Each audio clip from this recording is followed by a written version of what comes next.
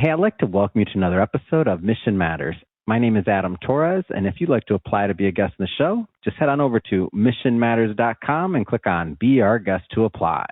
All right, so today I have Tori DaCosta on the line, and she's founder of Journey Stone LLC. She's an award-winning author, and she's also a Fortune 50 leader. And today, one of the things we're going to talk about is her book as well. So we'll get into that. It's called No Name Bastard: How Our Lives Teach Us What We Can Control, Manage, and Influence.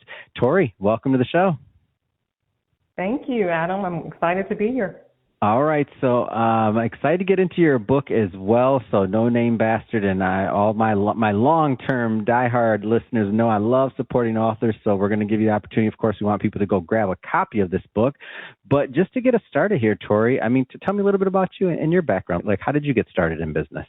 Yeah, so I feel like I've been an entrepreneur since I was a kid. Like, I was the kid who had the lemonade stand, or I was making things, and Oh, we would have been friends. Hold on. You had the lemonade stand. Okay, so you had the lemonade stand. I'd have been on the side of you selling baseball cards or basketball cards. We'd have had the entertainment and the drinks. Go ahead. Yes. And then, I grew from the lemonade stand. I was like, well, let me make some crafts. And then I started selling those. I've always enjoyed and loved entrepreneurship. And, I've had a few rounds of it now as an adult, and I'm in a position at this point in my career where I get to support entrepreneurs. So I get to be an entrepreneur and live vicariously through other people. It's a win-win. Wow. What do you think you didn't say this, but I feel like for some people it's in their blood. Like you just couldn't help it. You always want to do things. You want to make something. You want to add value. As a kid, I'm guessing you weren't like, let me sell us lemonade and add value, but that's the words we use now. Like, what do you like about being an entrepreneur? Just that thought process, because it's not easy. No, it's not at all. But I think that's the part that I like. So I've always appreciated a challenge. I feel like people who have a lot of capacity do well as entrepreneurs, because you have to be able to, for lack of a better term, sometimes juggle multiple balls. Mm-hmm. And you have to be pretty well-rounded, right? So when you think about entrepreneurship, and we're going way beyond the lemonade stand at this point, but you have to understand the financial side of your business. You have to understand leading a team.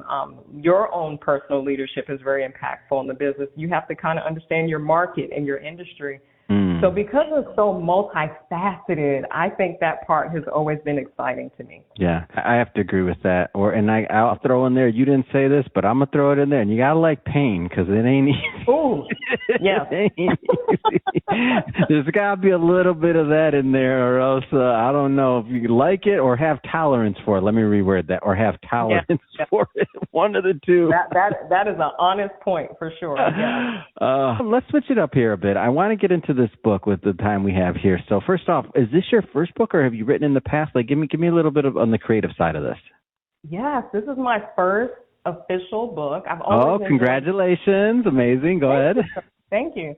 Yeah, I've always enjoyed writing. Like, I remember even being in school, the teachers would get writing assignments and kids would grumble, and I'm like, oh, it's not that bad. And I just realized not everyone enjoys writing, so it's always been an enjoyable pastime for me. Mm-hmm. But as an adult, I didn't do it as much. I just kind of, you don't get assigned papers anymore. You don't decide to sit down and write. So I didn't stay connected to it as a passion. And honestly, if someone had asked me 10, 15, even 5 years ago, Tori, are you going to write a book? I might have laughed at them.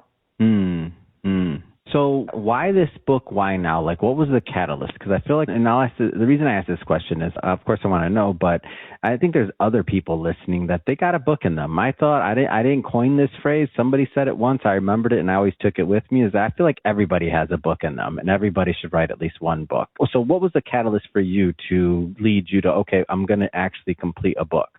Yeah, I was in a transitional space, career-wise, and to a degree personally as well. I was finishing an executive MBA program, and phenomenal program, just a few weeks from graduating, and I was very excited about the work coming to an end, Adam, because there were a lot of sacrifices being made, in life and time-wise.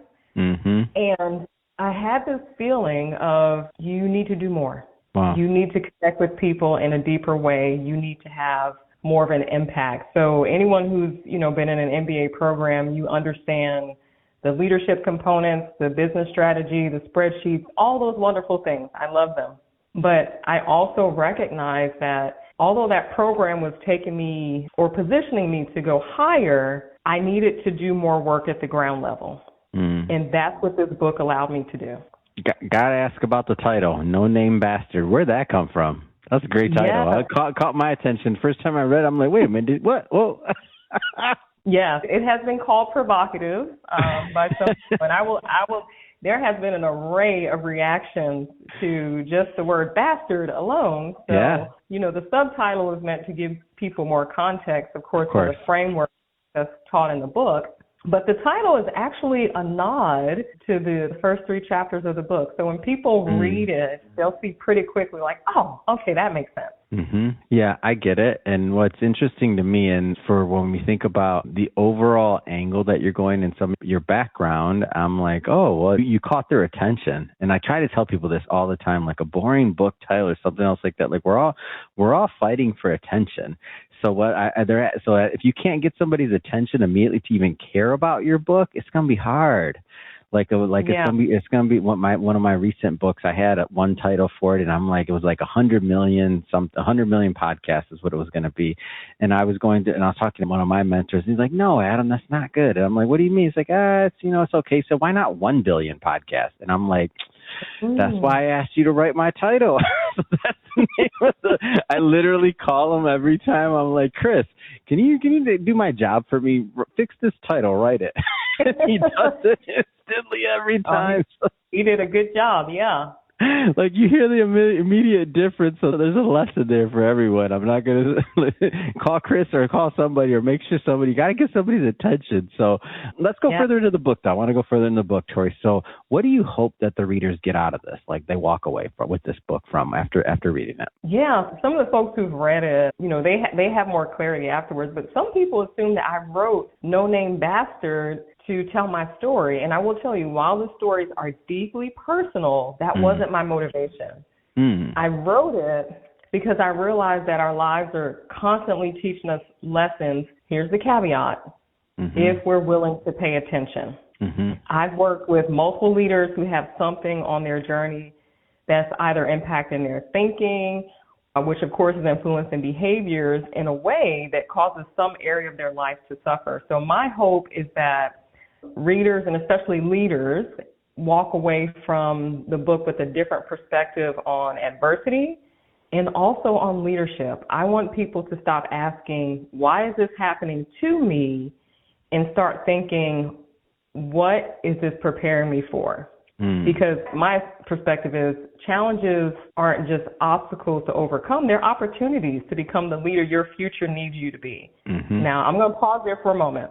I understand that we don't get to choose every circumstance we face. However, we always have a choice in how we respond. And that's where our power lies. And I go into that in the framework in the book so that people can recognize, what they can control, what they can manage, and what they can influence. And once readers master that, they reclaim power. And the bonus is they reduce frustration. I'm very passionate about personal leadership because it's so important to business success. Multiple studies show that self-awareness is an essential trait for a leader. And, leading yourself first is the foundation of exceptional leadership. So I love the importance of personal leadership. I'm passionate about helping people become stronger leaders because I know that influences so many areas of life. Can you share a story from the book maybe, or a lesson? I mean, we're not going to spoil too much for everybody listening. I want everybody to go pick up a copy, but I want to give the audience a little bit of a flavor of the writing style and what to expect. Yeah, I'll share one quick thing that comes to mind just from business settings. So I was new in the sales world, and, there's some business stories and other stories in there, but I was new in the sales world, and I just so happened to come upon a situation with a customer who was, I don't even have a word to fully capture the level of anger that this gentleman had, right? And people who work with the general public, you would understand this. This man used so much profanity in one sentence, and it still made sense. I was actually impressed, Adam. Wow. I was like, how did you do that? I didn't expect you to go there, Tori. Go ahead. Continue. This is getting good. I mean, I was just like, how was that still cohesive and, it was just, I'd never heard anything like that. But he was so angry that I couldn't even decipher what the need was. Like, I couldn't figure out how to help him. And I realized in that moment, because I'd had zero prior contact with this gentleman. This was the first time I'm talking to him. Because I had zero prior contact with him, I understood in that moment that it was not about me. There was nothing that I did to cause that. Interesting. Yeah. And when I think back to that framework of what you can control, what you can manage, and what you can influence, now I had to manage the emotions because, oh my goodness, you know, he was lighting into me like I did something awful. And I'm like, I'm just trying to figure out what's going on. But the only thing I can control in that moment was my words, my responses to him. And it was to still treat him with respect, still be kind. Now, I will say I ended up having to tell him, sir, I'm going to go ahead and hang up and ask you to call back when you calm down. Because there's a point. I got you. Wasn't much more we can do in that moment. But just even having that experience early in my professional career taught me, you know, sometimes people are just having a bad day. I don't know, maybe they're having a bad life. Could have woke up on the wrong side of the bed, maybe dealing with illness. I don't know. But I can't own that. I can only own my response. And that was a big lesson for me early in my professional career. Oh, I love it. It's great. Well, Tori, I want to spend just a minute or two we have left here. Talk to me about Journey Stone overall and what you're doing there and how you're helping in adding value. Yeah, so Journey Stone's mission is simple. It's to empower leaders to take full ownership of their journey and embrace challenges as fuel for growth and impact. I think we talked about that a little bit today, right? Absolutely. And I speak at conferences, events, and leadership meetings. And, you know, I really enjoy being able to impact people in a very personal and intimate way with the book. But then in those other settings, it's very engaging and open and, you know, being able to connect with audiences. So it's been fun being able to, you know, have conversations about the book, but even have conversations around mindset, around change management, around how people actually view success for themselves and making sure that they are executing the activities that align with that. Tori, this has been a lot of fun having you on today and learning. And again, congrats again on the book, No Name Bastard, How Our Lives Teach Us What We Can Control, Manage, and Influence. To close out here, how do people follow up if they want to learn more about Journey Stone, of course, and then also pick up a copy of your book? Yeah, so the book is available wherever books are sold. They can get the hard copy, which is actually a hardcover. They can get the audio version, and for all the Kindle lovers out there, it's available in the digital version as well. And if folks want to stay in contact with me, I'm very active on LinkedIn and Instagram, and they can always go to journeystone.com to learn more about the business. Fantastic. And for everybody listening, just so you know, we'll definitely put some links in the show notes so that you can just click on the links and head right on over. And speaking of the audience, if this is your first time with Mission Matters and you haven't done it yet, hit that subscribe or follow button. This is a daily show. You heard me correct. Each and every day we're bringing you new content, new ideas, and hopefully new inspiration to help you along the way on your journey as well. So hit that subscribe or follow button. And Tori, again, it's been an absolute pleasure. Congrats on the book, and thank you for coming on the show. Thank you, Adam.